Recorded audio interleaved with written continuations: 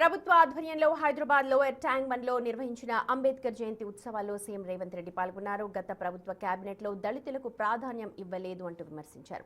కాంగ్రెస్ కేబినెట్లో దళితులకు ప్రాధాన్యం ఇచ్చామన్నారు. దక్షిణాది రాష్ట్రాలకు అన్యాయం చేసే ప్రయత్నం చేస్తున్నారంటూ ఆరోపించారు. దక్షిణాదిన కుటుంబ నియంత్రణ వల్ల జనాభా తగ్గి సీట్లు కోల్పోయే పరిస్థితి వచ్చిందన్నారు. కేంద్రం ఆదేశాలు పాటించి జనాభా నియంత్రణ పాటిస్తే నష్టం చేస్తున్నారు అంటూ అన్నారు. తెలంగాణకు తీరని నష్టంపై అభ్యంతరం లేవనెత్తుతామంటూ సీఎం రేవంత్ రెడ్డి స్పష్టం చేశారు. ఒక దళిత బిడ్డ ఆర్థిక మంత్రిగా ఉండకూడదా? ఒక దళిత బిడ్డ వైద్య ఆరోగ్య శాఖ మంత్రిగా ఉండకూడదా? ఒక దళిత బిడ్డ విద్యుత్ శాఖ మంత్రిగా ఉండకూడదా? మీరు ఒకసారి ఆలోచన చేయండి.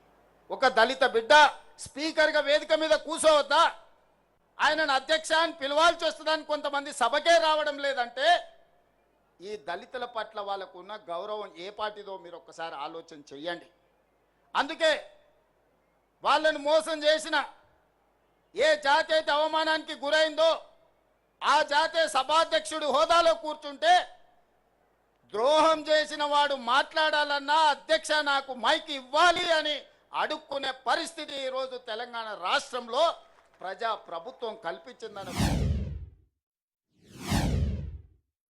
10 ఏళ్ల విధ్వంసం 100 ఏళ్ల నష్టానికి దారితీసింది.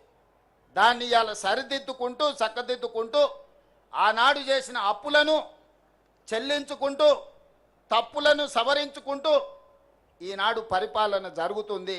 మీ అందరికీ తెలుసు 10 ఏళ్లలో ఆ గొప్ప గొప్ప ఉపన్యాసాలు ఇచ్చే నాయకులు ఎన్నిసార్లు అంబేద్కర్ గారి జయంతికో వర్ధంతికో హాజరైనరో మీరే లెక్కేసుకోండి. ఇంతకంటే లెక్క అవసరం లేదు, ఇంకా వేరే లెక్క అవసరం లేదు. ఇది ఒక్క లెక్క చూసుకోండి మీ పట్ల వాళ్ళకున్న అభిమానం ఏందో ఆలోచన ఏందో. ఇవాళ మీరు మహిళా రిజర్వేషన్లు అమలు చేస్తామంటారు. మహిళా రిజర్వేషన్ల అమలు ముసుగులో దక్షిణాది రాష్ట్రాలకు అన్యాయం చేసే ప్రక్రియ చేపడుతున్నారు. మొదట జనాభా అన్నారు. జనాభా లెక్కలేస్తే దక్షిణ భారతదేశంలో కుటుంబ నియంత్రణ పాటించడం వల్ల అభివృద్ధి పదం వైపు రాష్ట్రాలు నడిపించడం వల్ల జనాభా తగ్గిపోయి సీట్లన్నీ కోల్పోయే పరిస్థితి వచ్చింది. దానికి అభ్యంతరం బలంగా వ్యక్తం చేస్తే ప్రోరేటా ప్రకారం అంటే దామాషా ప్రకారం 543 సీట్లు ఈరోజు దేశంలో ఉంటే 50% సీట్లు 272 సీట్లు పెంచుతాం. అందులో ఏ రాష్ట్రంలో ఎంత ఉందో ఆ రాష్ట్రంలో అందులో సగం పెంచుతామని. ఉదాహరణ కేరళలో 20 సీట్లు ఉన్నాయి, వాటిని 30 చేస్తామని 50% పెంచి. ఉత్తరప్రదేశ్లో 80 సీట్లు ఉన్నాయి, వాళ్ళకు 120 చేస్తామని. ఇవాళ కేరళకు 20, ఉత్తరప్రదేశ్కి 80. ఈ రెండింటి మధ్యలో తారతమ్యం 60 సీట్లు మాత్రమే.